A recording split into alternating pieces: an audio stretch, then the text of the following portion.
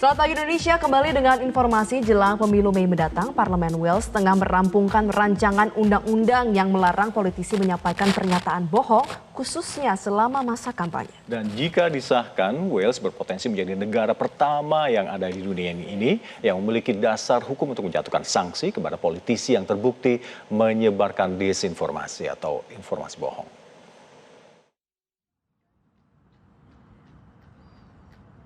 Di bulan Januari 2025, Komite Parlemen Wales resmi merilis rancangan undang-undang yang mengatur sanksi bagi anggota parlemen, politisi, dan peserta pemilu yang terbukti melakukan kebohongan publik secara sengaja.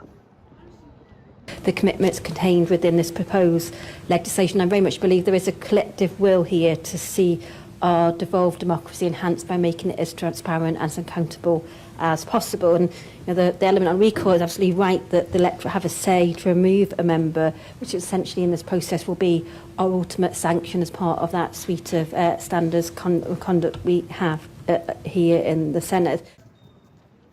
Sederet alasan melatar belakangi pembentukan rancangan undang-undang ini, diantaranya misinterpretasi data saat pandemi COVID-19 melanda, janji politik sembuh oleh calon dan anggota parlemen, hingga berlipat gandanya disinformasi di media sosial kala periode kampanye, yang membuat indeks kepercayaan publik terhadap anggota parlemen merosot, tak terkecuali di antara kalangan muda.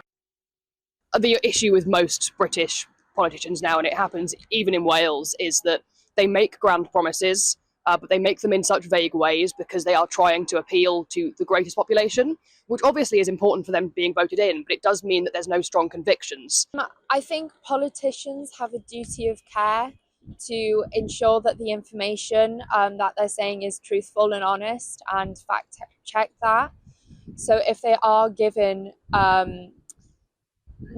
information that might have some lies in it, that's part of their job, is to clear up those rumours before they deliver them to the public.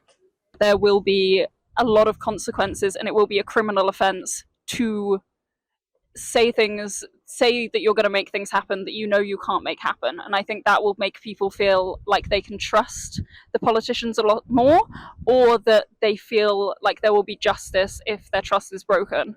And I think that's something that's really valuable. Rancangan undang-undang yang pembahasannya masih terus bergulir turut memuat sejumlah usulan sanksi. Sanksi yang diusulkan pun akan berlaku secara proporsional tergantung dari bobot disinformasi dan juga dampak yang ditimbulkan. Para politisi yang terbukti melakukan kebohongan secara sengaja akan diberikan waktu selama 4 hari untuk mengklarifikasi dan mengakui kebohongannya. Tak hanya itu, mereka juga akan dicopot dari jabatannya sebagai anggota parlemen, dan mereka juga akan dilarang untuk berpartisipasi dalam pemilu selama 4 tahun berturut-turut. Dan yang paling berat adalah hukuman jeruji hingga 1 tahun lamanya. Langkah yang dilakukan oleh Parlemen Wales turut menginspirasi munculnya petisi daring di Kanada untuk menggulirkan rancangan undang-undang serupa.